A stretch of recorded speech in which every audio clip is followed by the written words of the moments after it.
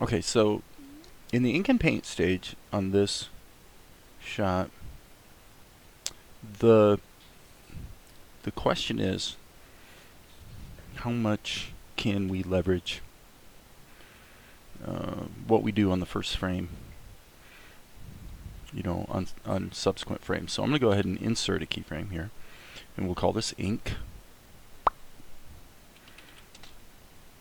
All right. And all I'm going to do is focus on his left foot. Actually, I need to hit the Q key, which I have mapped to the stabilizer. So when I hit the Q key, the stabilizer gets turned on. If I hit Alt Q, it gets turned off. So if you do a lot of drawing in Krita, I definitely strongly recommend you set up a similar key combination. All right, do we want to draw his toenails? I think not. So he is just in sandals. And presumably the cloth is going to be like that. And there is going to be a sole to his sandal, and that's why I wanted to see if we can use lots of it. Okay, so that's interesting. What just happened? Oh, I see what happened. When I say lots of it, what I mean is if we can copy these frames and reuse them. I think what I'll do here is I'm going to hit Control Shift Insert. And the same thing here, which I have mapped to Show in Timeline.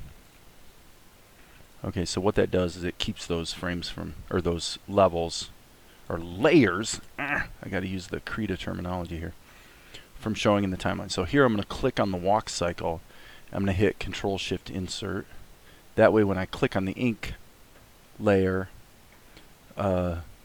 we still see the walk cycle. So that becomes my guide. Now, I know I'm sort of speaking like a lunatic here today. What I want to do is look at realistically where do I want to break the foot in order to preserve as much of my ink work as I can, and that feels pretty good to me. So I'm going to go Control Shift A to deselect everything, and then what I'm going to do is I'm going to go ahead and do some erasing there, and then just a little bit of a fix here, like so. I'm actually thinking maybe I like that little extra piece that's sticking out right there. Okay, not too bad. So now I think, since we're focusing just on the left foot, I'm pretty sure we could just go ahead and do that. And then here, okay, actually, you know what let's do? Let's do it this way. Let's grab this one and put that there, because in point of fact, his foot would have straightened back out here, so that's fine. All right, and then let's use the selection tool to just clear that.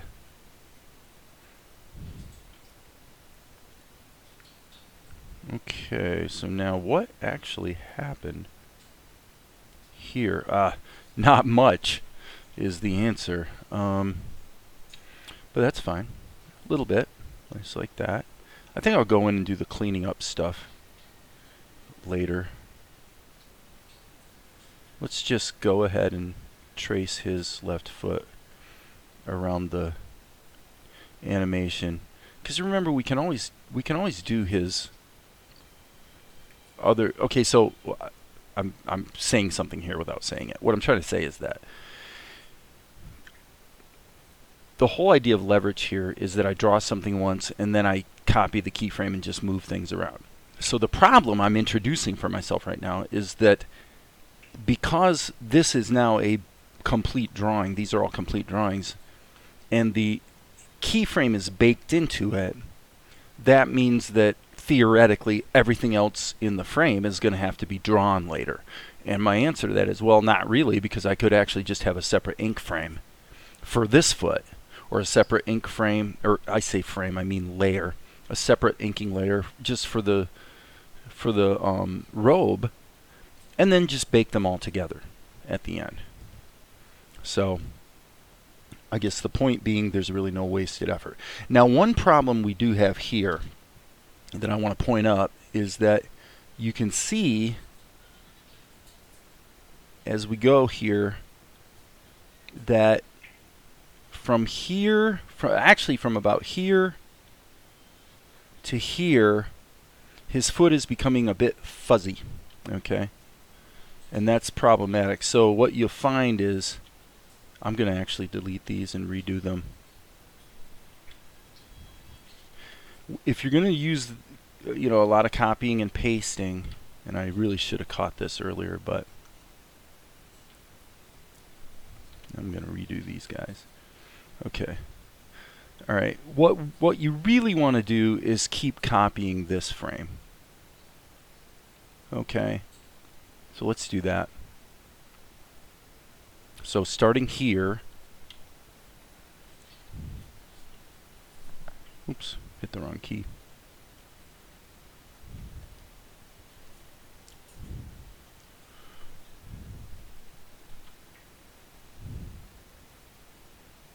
Because you want the copies to be as sharp as possible, right?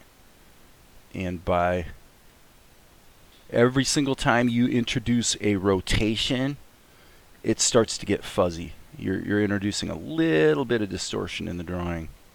So it's always better if you're going to do a lot of copying and pasting. Not really pasting, I mean you're moving things around, but if you're going to do that, it's better to always work from your original drawing of that body part. Now I'm going to actually scan through here and say, well, okay, let's just go ahead and copy these like so. That's fine. And then we'll go in and just move them around. It's not always the right solution, but it often is. So here we've got the foot landing here. Now it's pretty much anchored on the floor there.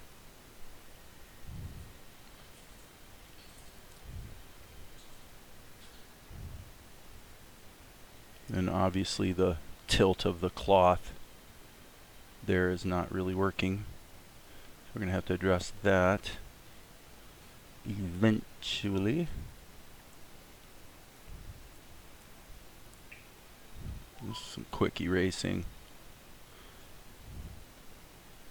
Okay, and here the foot's starting to move again. So, cool. Now the problem that we have is we need to go backwards. Do the same thing in reverse. Okay. So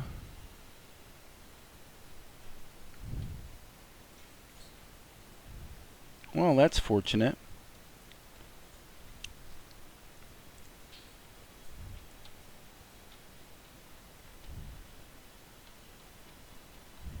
Okay, we got it.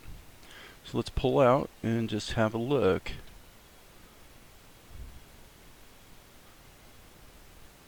Okay, so you see the chatter right there? I think the solution is to simply remove that keyframe. Yeah, anywhere that there's chatter, boom, right there. Once his foot lands, so 34 he lands, arguably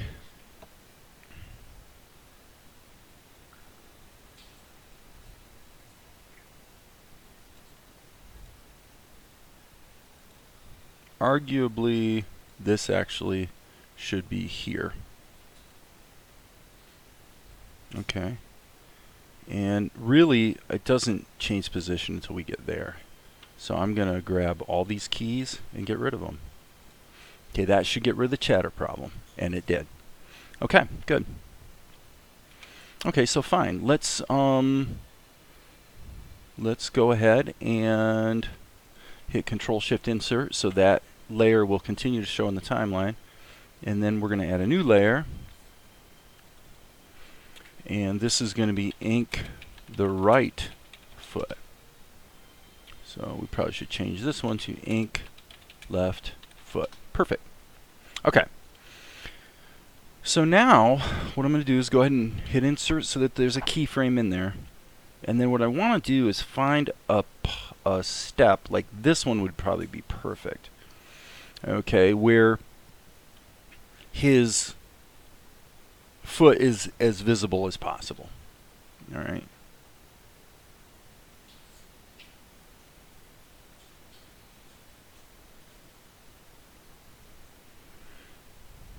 That's pretty good.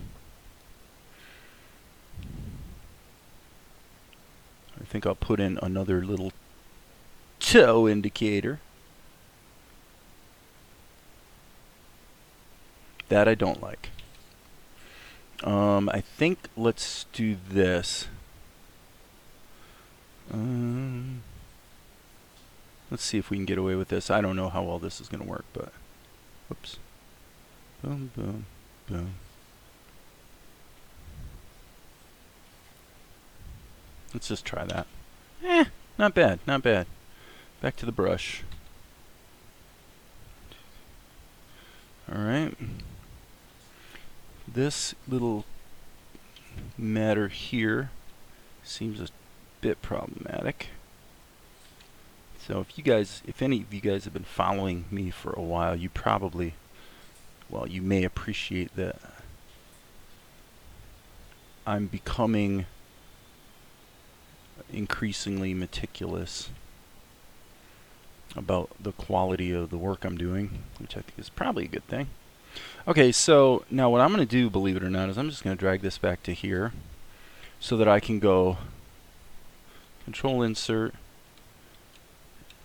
boom, boom. So all I'm doing is creating copies of that keyframe so that I can go in and move things around. We'll deal with erasing details later. Okay. Alright, so now, that way again, as I explained before, we're introducing as little distortion due to softening because of the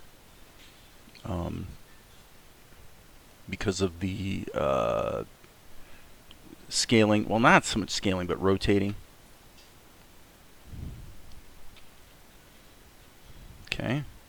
So what I want to do is have something like that. And then let's just go in and fix it up.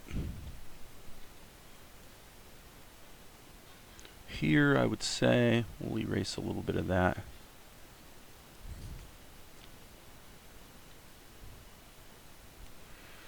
I think that probably looks pretty good. Okay. Here I would say that will do the trick.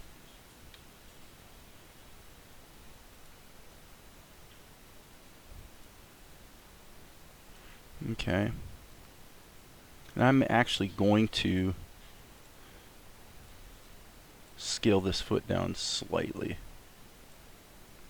Oops, didn't mean to do that.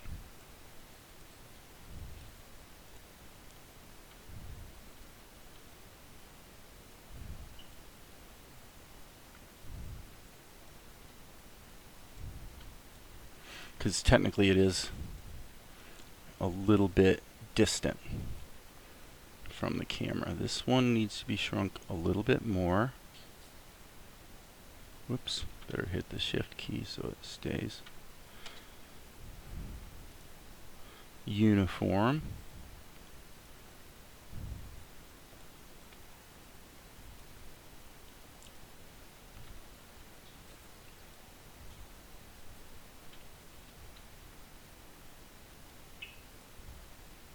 Okay, this one I'm just going to delete that and draw it here,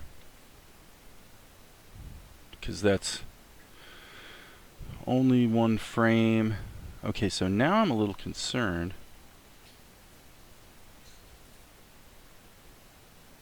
I'm going to correct this. If we're landing there on this key,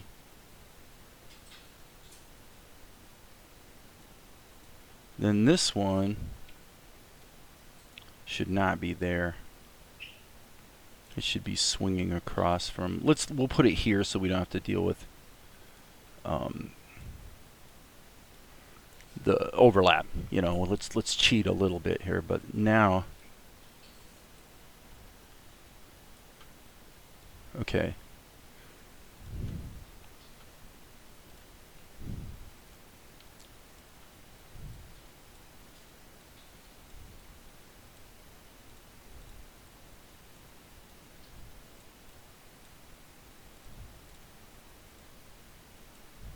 Boom. Is he landing there? Yeah, he's landing here. So there's the landing.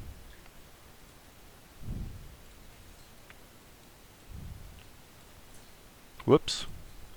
Definitely do not want that. We'll just anchor that there so it's kind of sort of in the right place. I actually wish that the transform tool, and by the way, we need to just, okay.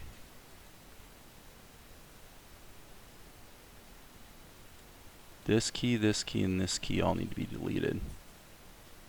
Whoops. Okay. Delete that key. Now this one, this one's going to be, seems to me that maybe what we really want is to repeat this key here. So let's grab that, put it there. Okay, my mistake. It really needs to be there. But then we can take this and just drag it to there, right? Okay. So that key can be deleted. This key should be duplicated. And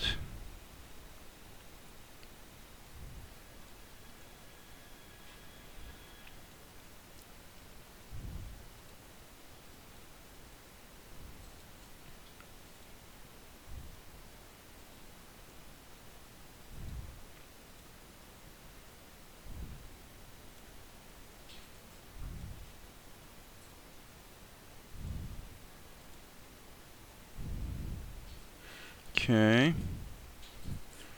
Delete that. Put that indicator in there.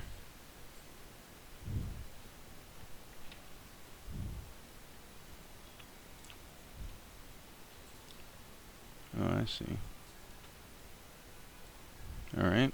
And obviously here, most of that foot is going to be hidden by the cloak. And now it's gone. So we'll take these 3 keys, get rid of them. And then here we'll just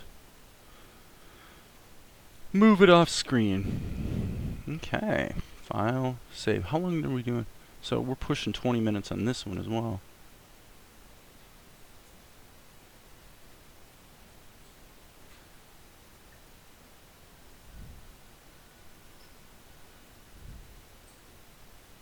Okay, not too bad. So now what we want to do is create another layer. And this is going to be ink. Can't type. Ink cloak.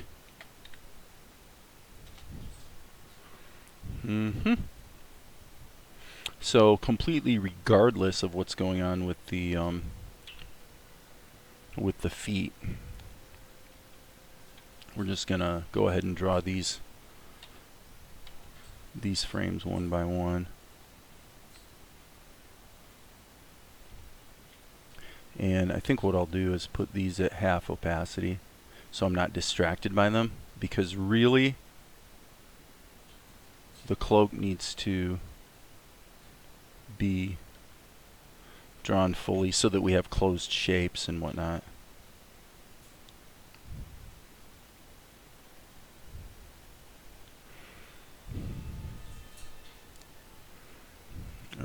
So and I think for this we probably want onion skinning on. And so what I'm going to do is, just because I know I'm going to want this, I'm going to hit insert. I'm going to pop keys in there.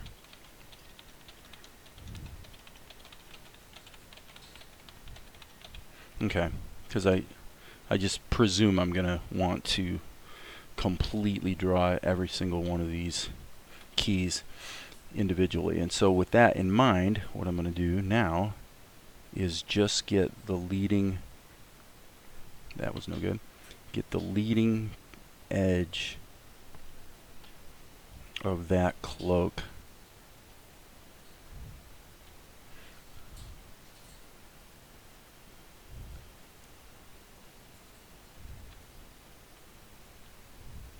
Okay.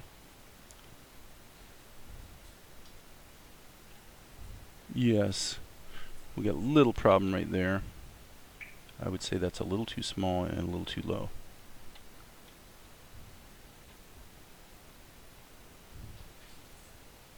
Okay. Why is it?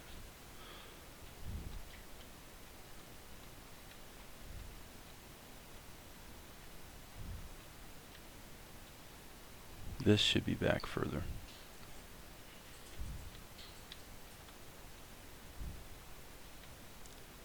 Okay. That's better. Other than this right here should be flat, fortunately, since that key just holds. Yeah, very nice. Okay, so now we can get back to our cloak. B key. And yeah, this is where the onion skinning definitely helps a lot. Okay, so now he's sort of coming forward.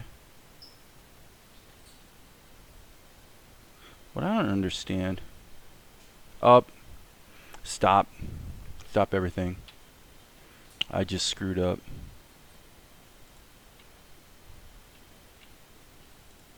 Darn it.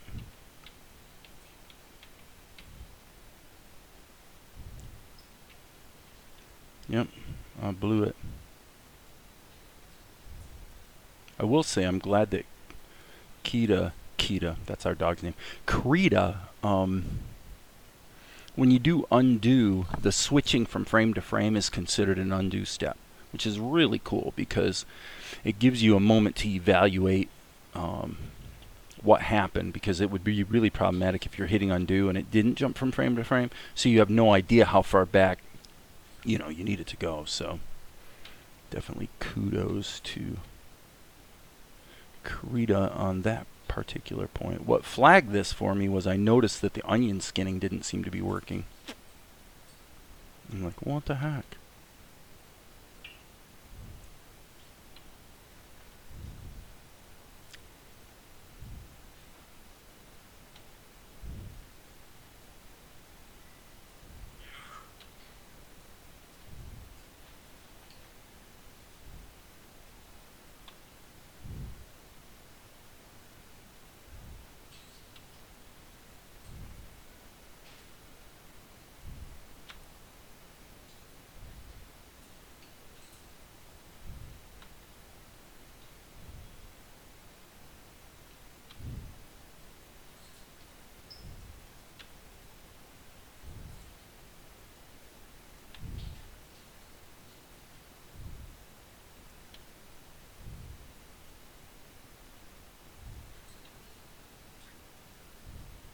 Well, it's quite a good exercise. I certainly recommend it to anybody who wants to do animation.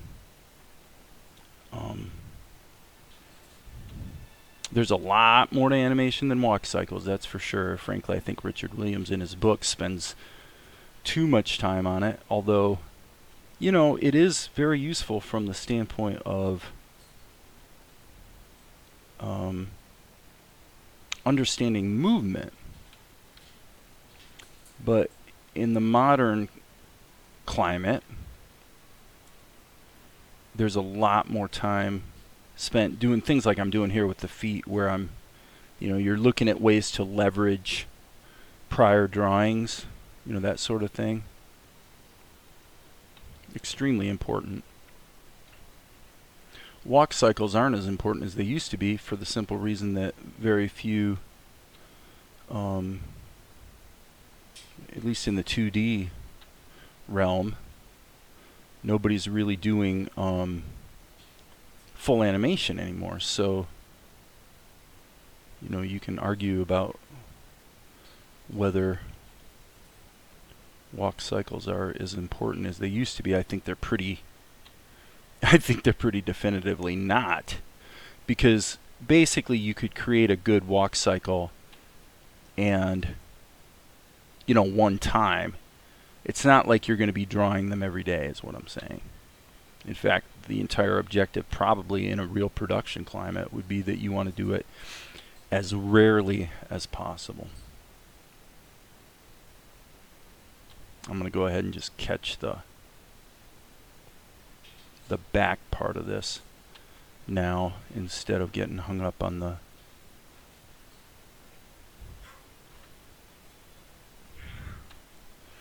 bottom section.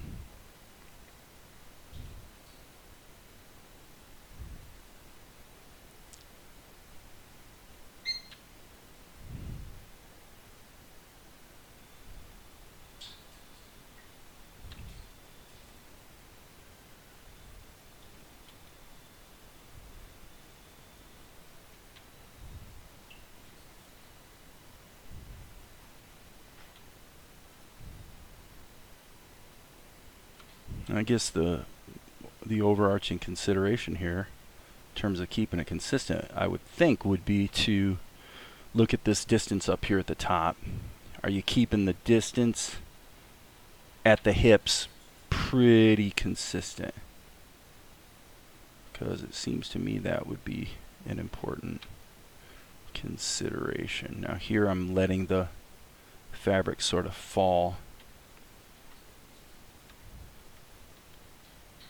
Okay, I want to go ahead and evaluate it at this point. Let's turn off the onion skins and sort of see what we have. It's actually not too bad. Is it perfect? No, but not too bad. Okay, so now let's go through and let's go ahead and put the onion skins back on, but let's deal with the bottom line only.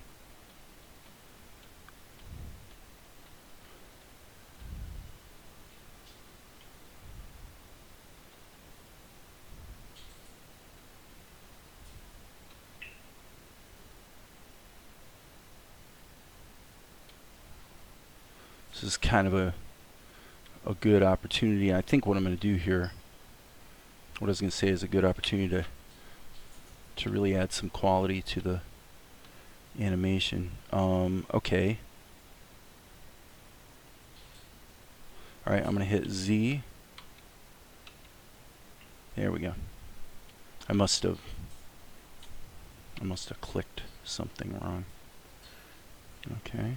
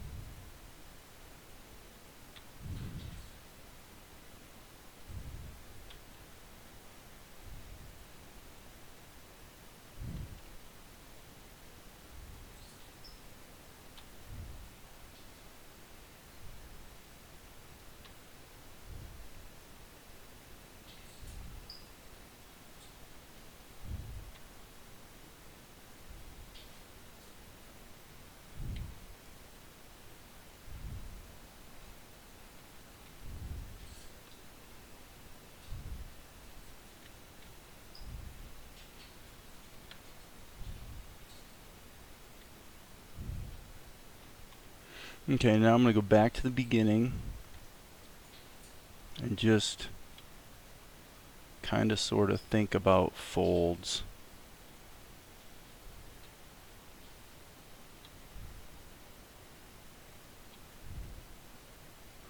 Pretty important.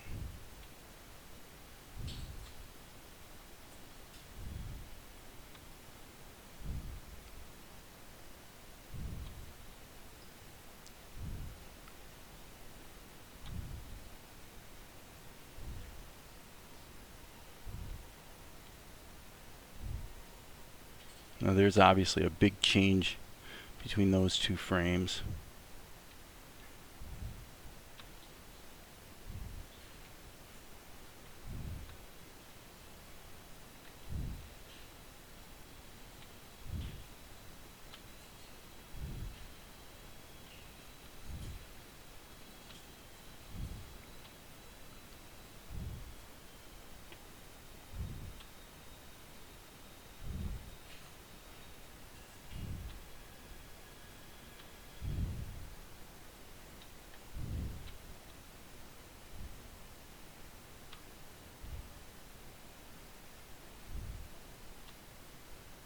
Okay, I think we're probably in pretty good shape. Alright, so let's hit the playback button. Yeah, so he's got a little bit of a hop there. And again, that was sort of a matter of debate whether this guy has a limp or not. Okay, so now we have a major step we need to take in dealing with the yellow band. So I better put that on for this.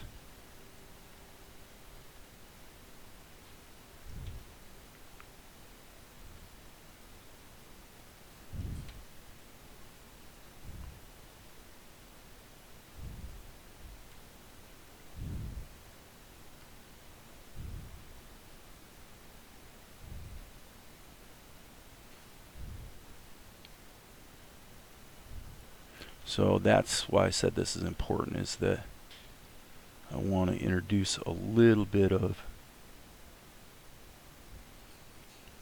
accentuating the folds in some places.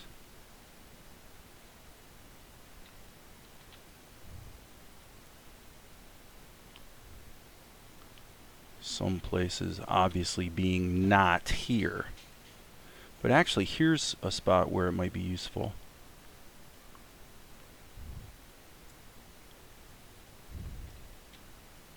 Okay, and here it's going to be really important.